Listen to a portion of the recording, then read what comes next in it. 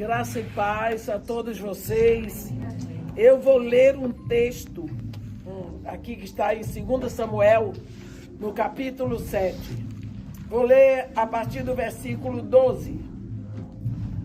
Quando Deus está falando com Davi, através do profeta Natã, ele diz: quando teus dias se cumprirem e descansares com teus pais, então farei levantar depois de ti o teu descendente, que procederá de ti, e estabelecerei o seu reino.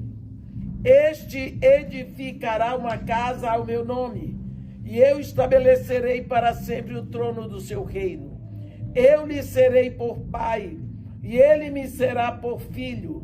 Se vier a transgredir, castigá-lo-ei com varas de homens e com açoite de filhos de homens.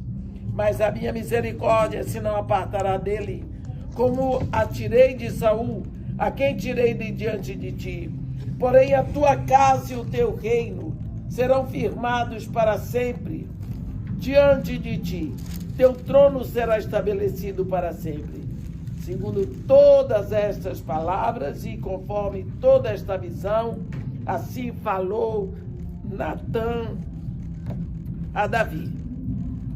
Quando nós olhamos bem aqui na Bíblia, começando lá do início, Deus nos ensina a sempre olhar para frente e olhar para cima.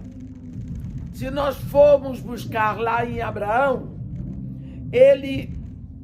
Deus tira Abraão do que ele tem, do que é seguro, da casa, da parentela. Abraão era um homem que estava reinando soberanamente em Ur dos Caldeus. O pai dele tinha morrido, Terá, o irmão dele, Harã, tinha morrido, deixou um sobrinho para ele criar, e ele era o príncipe semita, dono do lugar. Uma esposa linda, rebanhos e rebanhos. Ele estava muito bem estabelecido, e Deus diz para ele: Abraão, deixa a tua terra, a tua parentela, a casa do teu pai, vai para uma terra que te mostrarei. Então, por que Deus faz isso com Abraão? Porque ele quer que Abraão aprenda a olhar para frente. Olhar para frente. E saber que o tempo não anda para trás. Às vezes nós não paramos para meditar que, como diz o famoso poeta Cazuza, o tempo não para.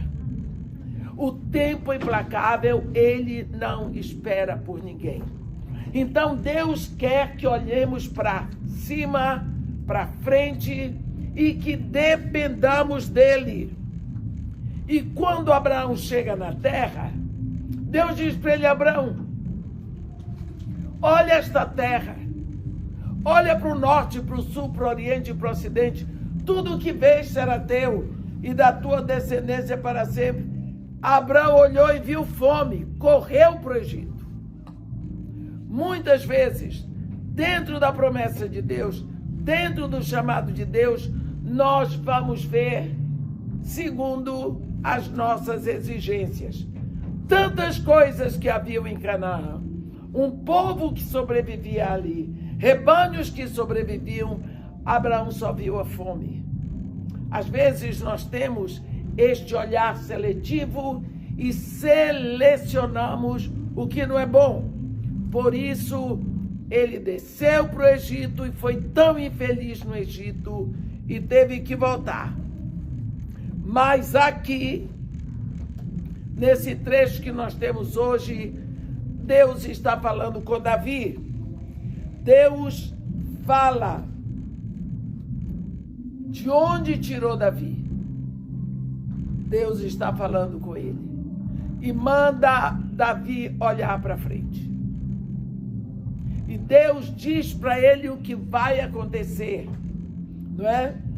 Nesse momento aqui, Davi é um rei, ele é adulto, ele é vivido, mas agora Deus tem um plano para a posteridade dele.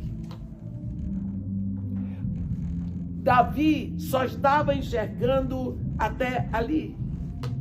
Mas Deus tinha uma posteridade para ele. Um homem na terra que também não enxergava, era tão poderoso e não enxergava além da sua posteridade, era Nabucodonosor. Lá no capítulo 2 de Daniel, ele disse para Deus que ele queria saber como seriam os governos depois dele. O que seria feito de Babilônia depois dele. A grande Babilônia, como ele diz que eu fundei. Deus deu para ele o sonho e Deus respondeu a pergunta dele mostrando uma estátua multimetálica. Cabeça de ouro, ombros e braços de prata, quadris de bronze, pernas de ferro e pés em parte de ferro e em parte de barro. Para explicar para ele que os governos do mundo seriam decadentes, que eles iriam piorando a partir do ouro. Primeiro era o ouro, depois piorava para a prata, depois piorava para o bronze, depois piorava para o ferro, até que o ferro se misturava com o barro. Então, Deus mostra a decadência que vem nos governos na mão do homem. Mas quando nós comparamos isso e nós olhamos para a casa de Davi, a diferença é muito grande. Deus está mostrando para Davi o que ele não vai ver, mas que está na mão de Deus. E com isso, Deus está nos dizendo que nós não temos autoridade sobre o futuro. Que o futuro está realmente na mão de Deus. Que nós não vemos, mas Deus vê. Ele começa no versículo 8, 9, dizendo: assim diz o Senhor dos Exércitos, tomei-te da malhada, detrás das ovelhas, para que fosses príncipe sobre o meu povo, sobre Israel. E fui contigo por onde quer que andaste. Eliminei os teus inimigos diante de ti, e fiz grande o teu nome, como só os grandes têm na terra. Preparei lugar para o meu povo, para Israel, e plantarei para que habite no seu lugar, e não mais seja perturbado, e jamais os filhos de perversidade o aflijam, como dantes. Desde o dia em que mandei houvesse juízes sobre o meu povo Israel, dar-te-ei, porém, descanso de todos os teus inimigos. Também o Senhor te faz saber que Ele, o Senhor, te fará casa. Aqui Deus está dizendo para Davi: Davi, fui eu que te tirei de trás da malhada. Fui eu que venci as guerras para ti. Fui eu que fiz prosperar o teu reino. Sou eu que tenho abençoado todas as coisas. Deus está mostrando que Ele está presente na história de Davi. Quando nós olhamos para a nossa vida, nossa casa, se você olha desde o tempo que você era criança, você vai ver que tem um poder dirigindo todo o seu destino. De uma hora para outra, algumas coisas diferentes aconteceram, até o dia que vocês casaram para terem filhos. Quantas dificuldades, mas às vezes nós esquecemos de que Deus se responsabiliza. Porque vocês tiveram filhos, mas vocês não sabem fazer filhos. Talvez vocês não sabem fazer uma garrafa PET. Mas Deus fez filhos para vocês, para criarem para eles. Mas vocês tiverem esses filhos e se preocupam, mas você não sabe o que vai acontecer com ele amanhã. Porque ele tem outro corpo, outro modo de pensar. Muitas vezes ele sabe de coisas que você não sabe. Eu fiquei apavorada a primeira vez que eu sentei na cadeira de dentista do meu filho. Porque eu não gosto de dentista, eu gosto do dentista, mas dentista eu não gosto, médico eu não gosto nada disso. Eu me senti tão pequena e tão admirada. Eu disse, meu Deus, eu pari. Ele é dentista da Polônia. Eu disse, eu pari esse garoto. Eu pari. Como é que ele sabe mexer nesses negócios que eu não sei? Me senti tão pequena. Eles têm uma vida, uma visão diferente.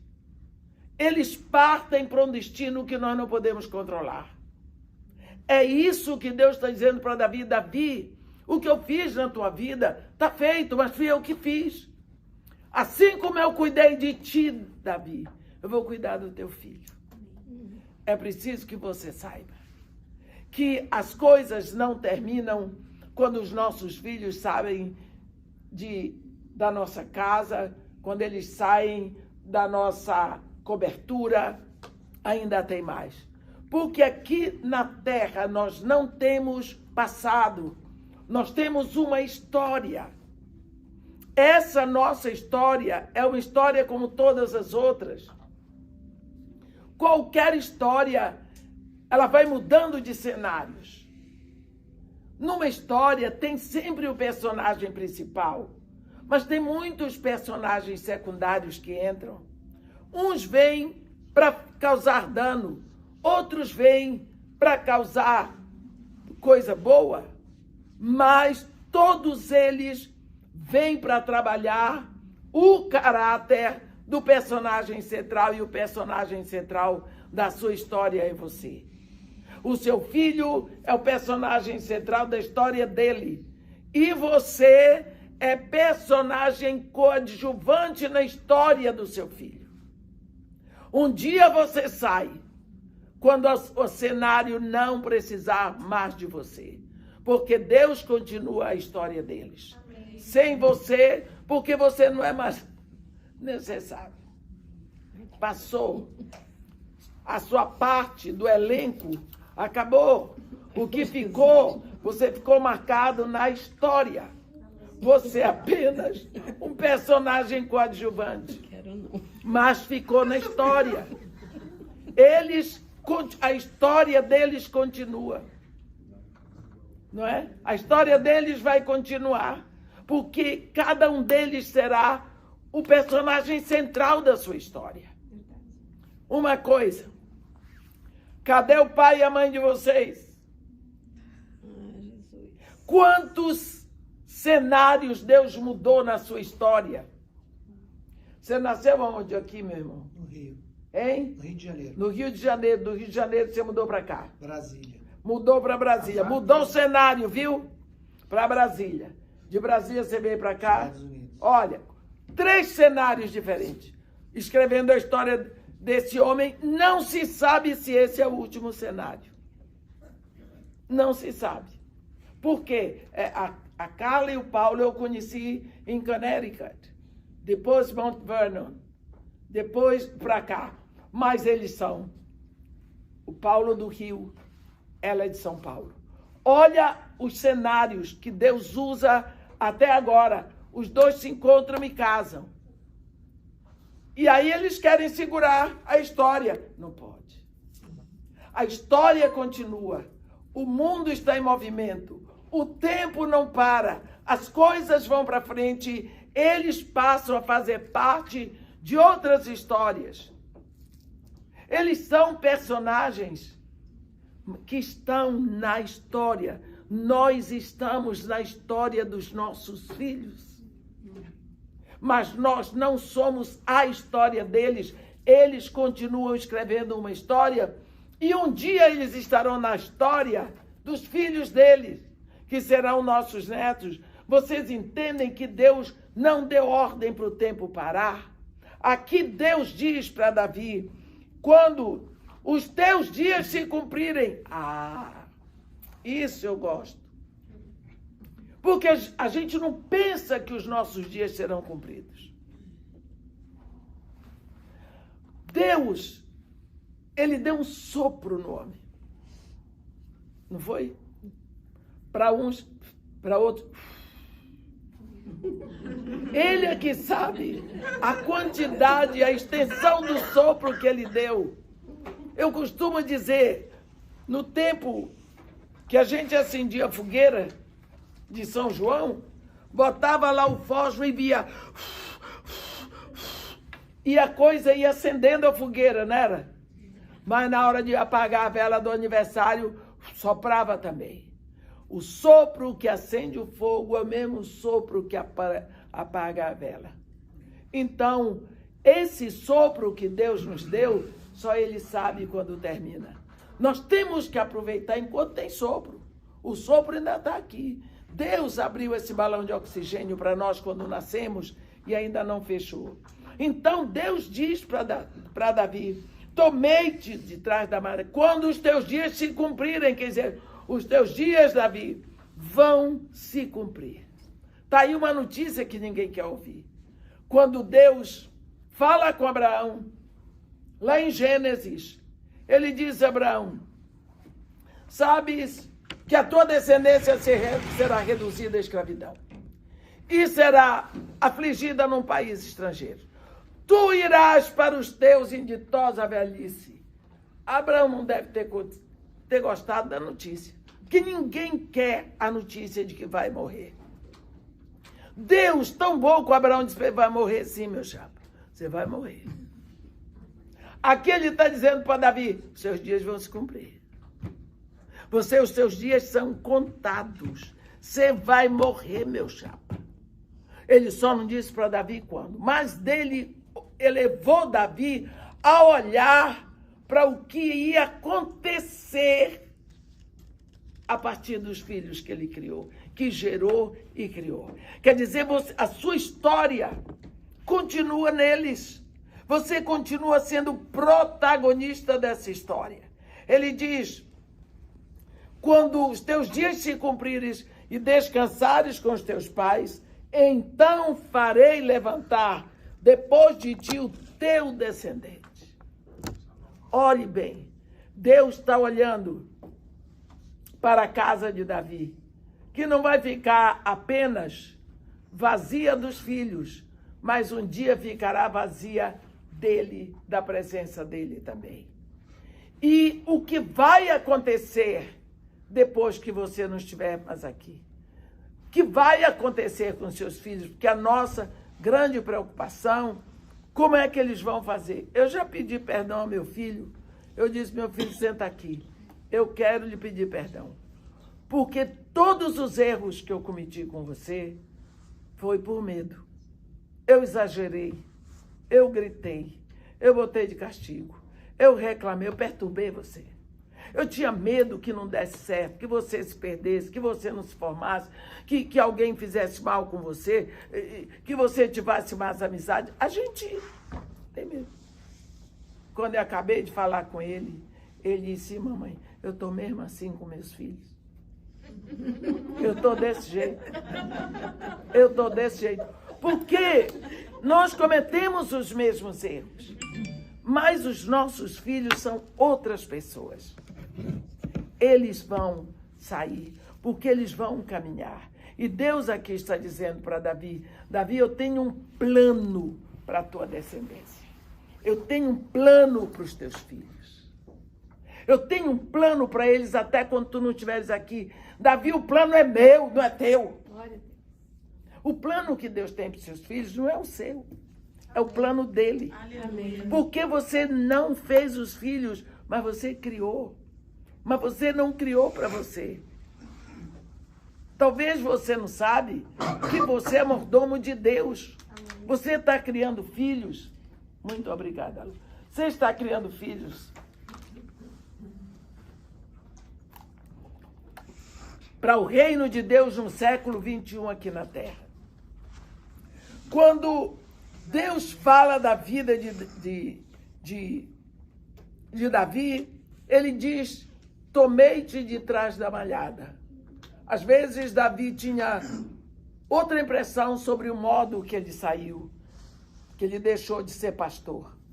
Como você, talvez, tenha outro modo de pensar do modo como você deixou o Brasil. Você tem tantas explicações para dizer que você saiu do Brasil, por isso é que foi Deus que tirou você. Ai de você, se Deus não quisesse que você viesse. Você estava lá até agora, ia ser uma benção.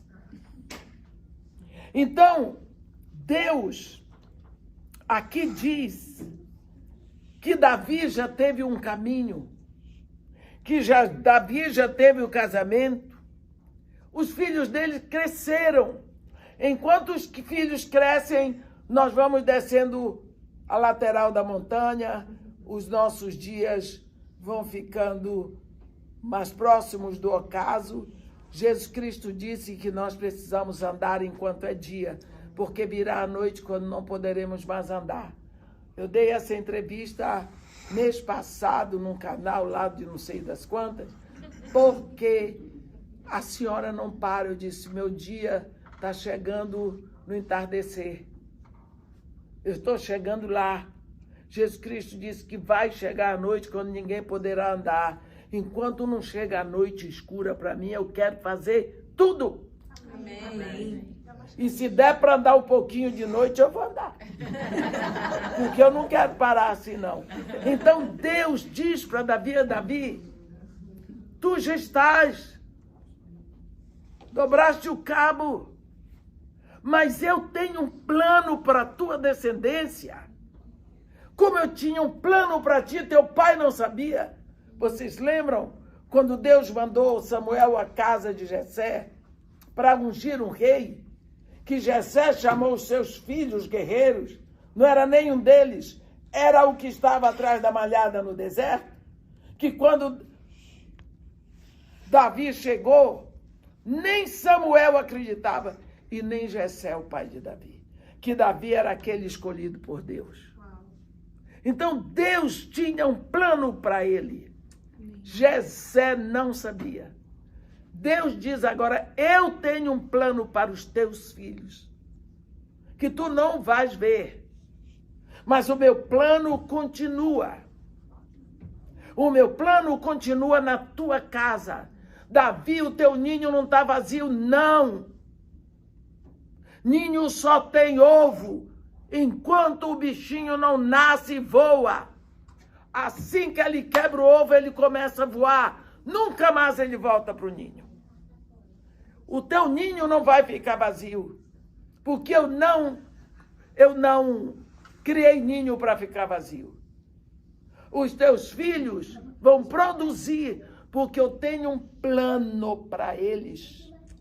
E o plano que Deus tinha para o filho de Davi, vamos botar tudo em um só, é que o filho de Davi ia construir o templo que Davi queria construir e não pôde.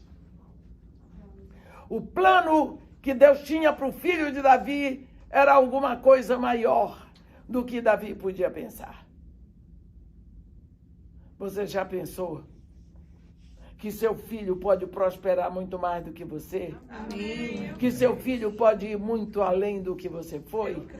Que seu filho pode ser uma pessoa notável?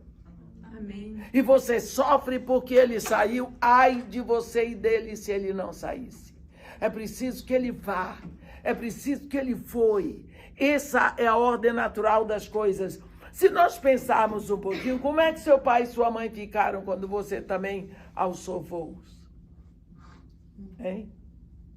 Como é que eles ficaram? Eu preguei umas 2 ou 3 vezes num lugar na Suíça, tem nos Alpes suíços, tem uma casa assim, tipo casa de retiro, que é chamado L'Abri. É para pessoas que têm esse tipo de depressão, principalmente no Natal. Eles estavam acostumados a ver aquela mesa farta, árvore de Natal, muitos presentes, muita alegria, e agora não tem mais. Ainda tem árvore de Natal numa caixa, na garagem, ainda tem aquela mesa grande, ainda tem toalhas de mesa específicas de Natal, tem tudo de Natal. Na cozinha tem panelas grandes, mas não são mais usadas. Mas aquilo tudo conta uma história do que já aconteceu, que é real. Aconteceu, não é uma quimera, não é uma mentira. Ali, aquele lar, já teve essa bênção da casa cheia. Essas pessoas sofrem de uma depressão que se chama depressão específica. Ataca principalmente nessa época de Natal, na época da Páscoa, na época de ação de graças, Dia das Mães, Dia dos Pais. Essas pessoas são vítimas dessa lembrança que dói. É a lembrança que não se abriu. É a lembrança que não soltou. É a lembrança que quer segurar. Eles não olham para o que aconteceu como uma bênção de Deus natural. Eles olham como se eles tivessem sido roubados, quando na realidade a vida deles serviu como estrutura para esse futuro para tantas pessoas. Porque os pais são usados como esteio, como colunas para essas vidas. Mas às vezes, quando o ninho fica assim vazio, os filhos alçam voos, nós também perguntamos: quantos erros eu cometi com ele? Como eu, que fui pedir perdão outro dia para o meu filho. Que eu exagerava. Era um horror com o garoto. Eu me lembro, eu botava ele para nadar na piscina. Hein? Ele é filho único? Só tem ele. Aí, porque a menina morreu. E aí piorou, que eu fiquei com medo que ele morresse também. Então, eu ficava correndo na beira da piscina do Guanabara. Vai, meu filho, vai. Uma coisa horrorosa. A única mãe que fazia aquilo. Eu envergonhava o garoto. Mas eu achava que eu incentivava. Eu com vergonha. Né? Era assim. Ele riu, porque disse: mamãe, estou fazendo a mesma coisa. Nós cometemos os erros. E pior, porque ele tem 3, né? Ele tem 3, Ele tem 3. O menino dele veio aqui, coitado. Pro menino dele vir para estudar aqui, veio ele e a mãe, ficaram 8 dias que eles queriam conhecer. Até a geladeira que o menino ia usar, o que ia fazer. Saiu de lá chorando que nem uma criança. Porque ele é pai. Ele não é pai, ele é pai. Então, nós cometemos esses erros. O Davi não tinha que saber que a história continuava, que ele era apenas um personagem que entrou como tronco na vida daqueles filhos. Nós somos personagens na história dos nossos filhos. E quando eles olharem para trás, eles vão nos ver na história deles como personagens que emocionalmente são necessários pelas nossas lembranças, mas só para isso. Eles não precisam mais de nós para eles trabalharem, para eles viverem. Eles não dependem mais disso. Agora, emocionalmente, por causa da memória. A memória é a grande bênção de Deus nessa hora, pode ser um grande vilão. Nós ficarmos presos. Tem gente que guarda até sapatinho do filho que já tem 40 anos. Guarda para cheirar de vez em quando. Isso não é pecado. Não é ofensa a Deus. Mas nós sofremos. Porque ele não está nem querendo mais saber daquele sapatinho que ele deixou, que você guardou. Então, nós temos esse desejo de segurar. E eu gosto que Deus diz para Davi: você vai morrer, eles vão ficar. E eu sou responsável pelo futuro deles, como eu cuidei de você, Davi. Como eu tenho cuidado até hoje, Davi. Você lembra, Davi, que eu fui contigo por onde quer que andaste? Davi, fui eu que eliminei os teus inimigos diante de ti.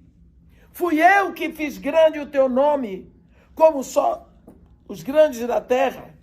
Fui eu, Davi, que preparei lugar para o meu povo. Fui eu. O fato de que tu não me viste não significa que não fui eu que fiz.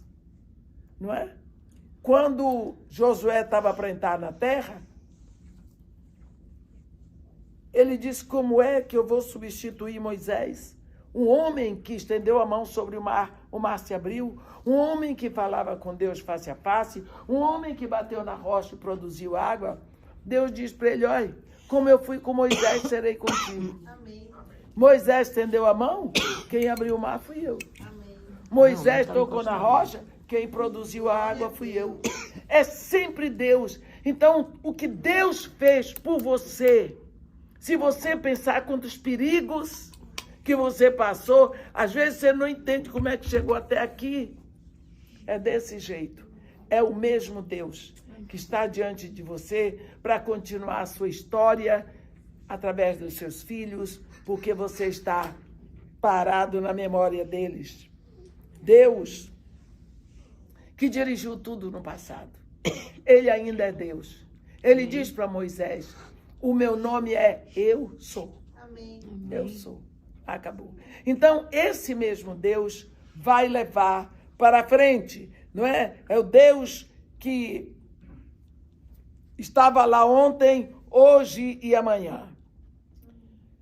Olha, quando a gente fala em ninho, é uma situação para o ovo.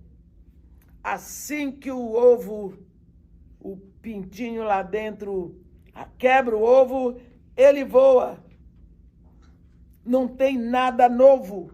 Quando você vê, a gente lê em Eclesiastes 1, versículo 9 e 10, eu vou ler para vocês. Eclesiastes 1, 9 e 10. Está escrito assim, o que foi é o que há de ser. E o que se fez, isso se tornará a fazer. Nada há, pois, novo debaixo do sol. O seu começo para criar filhos vai ser o começo dos seus filhos para criar os filhos deles. E foi assim desde Adão e Eva. Foi assim desde Noé. E vai embora. Há alguma coisa de que se possa dizer, vê, isto é novo? Não. Já foi nos séculos que foram antes de nós. Isso é uma situação que vai para frente e nós precisamos saber viver essa nova situação. Nos adaptamos tanto com o status de pais, papai, mamãe, de ganha dinheiro para o filho, de faz tudo para o filho, cozinha e faz, só pensa no filho, que depois, quando não tem isso, nós ficamos, e agora? O que é que eu vou fazer? Precisa saber como foi que a sua vida afetou a vida dos seus filhos. A sua vida, o seu modo de ser, o seu caráter, a sua personalidade, como afetou a vida dos seus filhos? Será que deixou filhos inseguros? Será que deixou filhos agressivos? Será que deixou filhos que sentem saudade de você? Nós precisamos saber o seguinte, você não pode sentir culpa. Quanto tempo você fez estágio para ser professora? Apolônia? 2 anos. 2 anos de estágio. E você, para a sua profissão, quanto tempo de estágio? Uns 1 ano e pouco, 1 ano e meio. 1 ano e pouco. Cada um aqui que tem uma formação fez estágio. Mas acontece que para ser mãe você não fez estágio. Para ser pai você não fez estágio, você não aprendeu. Ninguém lhe ensinou. Você entrou de cara. Você saiu do hospital com aquela vida na sua mão. E agora? E agora? Dá comida, leva para o médico, segura, não entrega para ninguém. A vida era uma vida na sua mão, uma vida do seu filho. E ali desperta todo o cuidado, todo o amor. Semana passada, um homem me disse, irmã, eu não posso mais viver sem essa criança. 5 dias de nascida. Eu não posso mais viver um galalão enorme. Eu não posso mais viver. Penso que é isso. A criança cabia assim na mão dele. Por quê? Porque você não sabe fazer. Na maioria das vezes, nós copiamos como nosso pai fazia, como nossa mãe fazia, porque é o modelo que nós temos. Como você afetou. E você, muitas vezes, pode acontecer que você tenha pavor de pensar que seus filhos que ficaram adultos enxerguem o erro que você cometeu. É melhor que eles saibam que você errou e Deus sabia que você ia errar, porque Deus botou esse filho na mão de um pecador. E nasceu ali um pecador. E de pecado em pecado nós vamos errando, tentando fazer o melhor que podemos. E quando nós abrimos os nossos olhos, eles cresceram.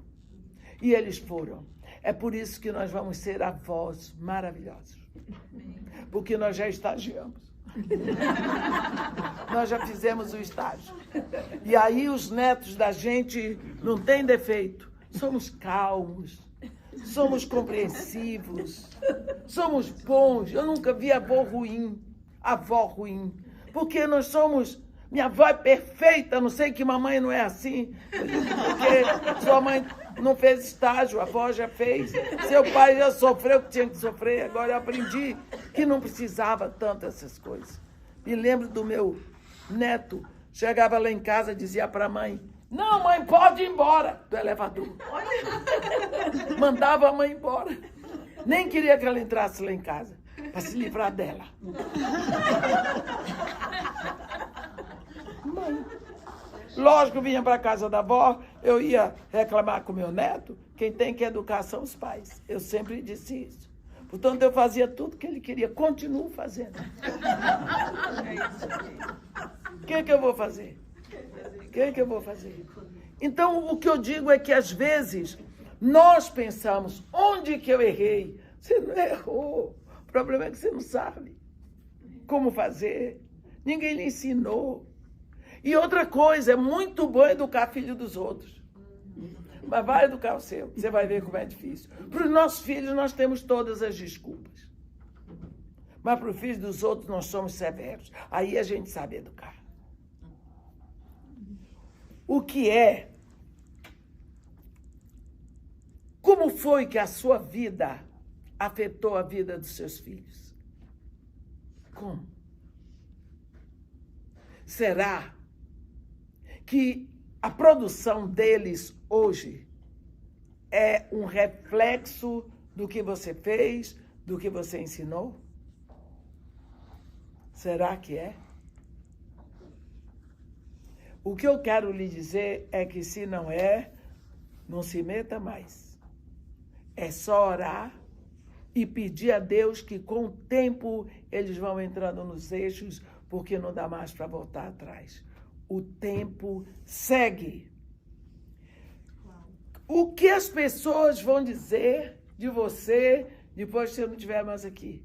Qual é a resenha sua depois que você tiver morrido? Né? Uma vez, eu estava na Inglaterra, negócio de uma campanha evangelística, e lá tem o que eles chamam, não sei se tem aqui nos Estados Unidos, wake. Aqui tem também. A Inglaterra é uma festa. E tinha esse negócio lá. E me convidaram para o tal do wake. Eu nunca tinha visto aquilo. Era um salão maravilhoso, uma recepção. Vieram do crematório para lá, todo mundo bem vestido, um almoço, sim, espetacular. E cada pessoa pegava o microfone e vai lá na frente para dizer uma coisa interessante de como a vida daquela pessoa que morreu afetou a vida dele. Né? Levantou um homem e disse aqui, ó, quero dizer para vocês uma coisa. Eu nunca conheci um sujeito mais chato do que fulano. Ele era horrível. Tascou, tomava dinheiro e não emprestava. Mas ele arrebentou. E ele é meu irmão. Foi o irmão que falou isso. Do outro que morreu. Mas o que eu quero dizer para vocês, começou a chorar. Inglês chorando é a coisa mais triste.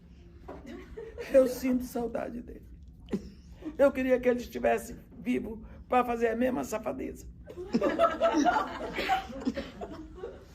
é o que ele pôde dizer do outro que morreu. O que vão dizer de você? Paulo? Se eu puxo a perna. O que as pessoas vão dizer de você? Olha o que nós falamos de Davi hoje. Grande, o maior rei de Israel. Cometeu crime, cometeu adultério, fez e aconteceu. Grande estrela de Israel, Davi. Se nós somarmos tudo o que Deus fez na vida de Davi, Davi foi o grande rei, porque Deus fez tudo na vida dele. Amém. Então, a única coisa que nós podemos pedir é que Deus escreva a nossa memória e que nos ajude a deixar para a posteridade uma notícia boa. Porque quantas vezes nós andamos, mas na nossa caminhada não podemos deixar manchas. Nós precisamos deixar marcas. Os nossos filhos são abençoados só pelo fato de serem nossos filhos. Porque Deus nos abençoou, a bênção vai. Hoje está muito na moda pregar sobre maldição hereditária. Eu não sei por que não pregam sobre bênçãos hereditárias. Porque na hora que você vem para Deus, através de Jesus Cristo, você entra nas bênçãos de Abraão. E na bênção é 1000 gerações. Amém. Então, você entrou na bênção de Abraão. A bênção se estende a 1000 gerações. Seus filhos estão debaixo dessa bênção. Amém. Não importa onde eles estejam, onde quer que eles vão, eles são bênçãos do Senhor, porque é tudo pronto no programa de Deus para eles. Amém. Quando a Bíblia diz que filhos são como setas, flechas na nossa mão, né? Flechas. A flecha vai a depender de como você retesa o arco. Porque quem dá a direção à flecha é você que segura o arco e a flecha. A direção para lá, você impulsiona para saber que ela chegue mais longe. Logicamente que todo pai, toda mãe quer o melhor para o seu filho. Todo quer. Mas, às vezes, tem flechas que não vão muito longe. Porque, muitas vezes, nós queremos que o nosso filho progrida para o nosso orgulho, para a nossa honra. Será que os filhos de vocês aqui seguiram as carreiras que vocês queriam que eles seguissem? Nem sempre. Eles seguem aquilo que eles gostam. Eu não queria que meu filho fosse um dentista, queria que ele fosse cirurgião plástico. Ia ser bom para mim essa cirurgia. Eu estou pedindo para minha neta ver se você faz medicina para fazer geriatria. Né? Eu queria, meu marido queria que ele fosse engenheiro, porque o marido era engenheiro. Aqui o meu anel fica para você, aquele negócio de antigamente. Meu anel fica para você. Ele disse, quero ser dentista. Ou irritação que me deu. Eu cheguei para o menino para desviar. Eu disse para ele assim, achando que eu ia convencer meu filho, você tem que querer hoje aquilo que você quer fazer daqui a 40 anos. Você tem certeza que você quer passar o resto da sua vida encurvado, sobre uma cavidade escura, mal cheirosa, com saliva e sangue? Ele disse, é isso que eu quero. Ele é o dentista mais apaixonado que pode existir. Quem conhece ele sabe que ele é apaixonado da odontologia.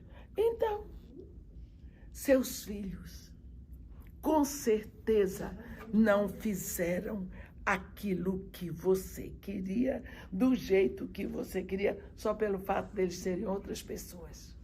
Então, eles passam a ser um desafio para nós. Mas são bênçãos que eles querem nos dar. Eles querem nos agradar na profissão deles. E quantas vezes nós não compreendemos? Fizesse tal coisa, ia se dar melhor na vida. Tivesse feito o que eu mandei, ia se dar melhor na vida. Eu conheço um menino em Belo Horizonte que não vai para frente, que o menino só queria ser pianista. E o pai nunca admitiu. Parou de falar com o filho. O menino ganhou o maior prêmio na Alemanha como pianista. Levou o nome do Brasil lá em cima. O pai não deu parabéns para ele. O menino é uma bênção no piano. Tem o dom, mas o pai não aceita. O pai não aceita, porque ele quer que o filho seja juiz como ele é. Olha aí. Então, às vezes, nós pressionamos os nossos filhos e nós ficamos velhos e eles se afastam de nós porque a vida ficou insuportável dentro de casa. E aí, eles saem de casa magoados.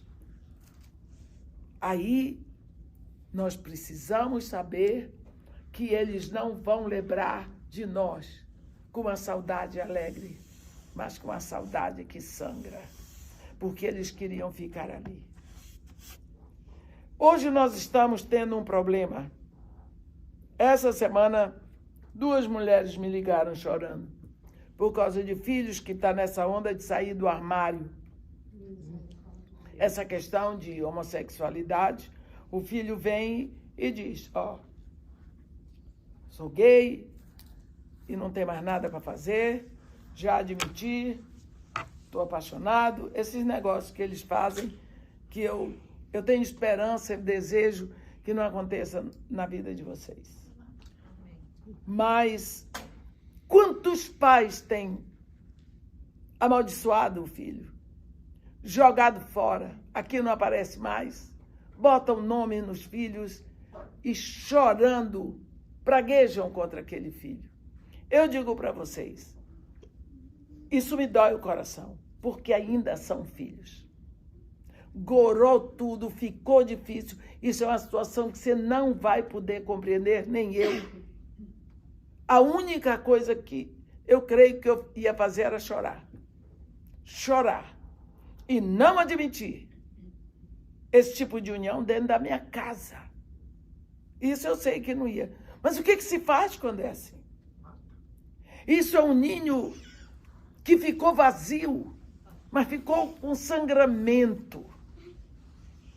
Ficou com sangramento, ficou com muita dor. Mas é tão bom ver que os filhos vão pegando, seguindo a caminhada, tomando passos para o futuro, que eles vão batalhar a sua vida, que eles vão trabalhar, eles vão cometer erros, sim, mas eles vão tentar seguir o seu exemplo, seguir o seu conselho. Eles vão andar, eles vão batalhar. O ninho ficou vazio porque ele foi batalhar a vida, que é alguma coisa normal.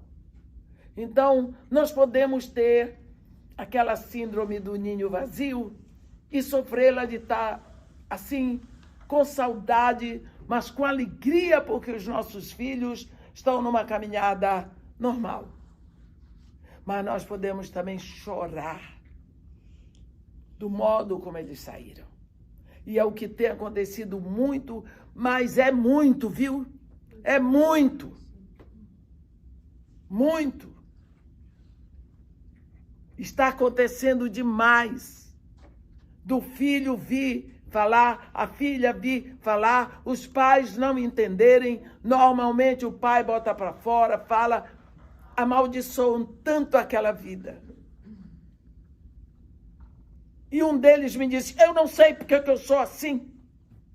Eu queria ser como o meu pai quer, mas eu não sou. Eu não sei como explicar isso. Mas eu só digo para vocês que vai um ferido embora e fica um lar ferido. Não é um lar vazio, é um lar ferido. Então, primeira coisa que nós precisamos fazer é orar muito para que nossos filhos deixem o espaço vazio, cheio de saudade e de esperança. E não de sangramento, de dor, de revolta, porque é muito triste. Quando vocês se conheceram, vocês tinham tanta vontade de ficar sozinhos, né? Agora vocês estão sozinhos, filhos. Já se mandaram.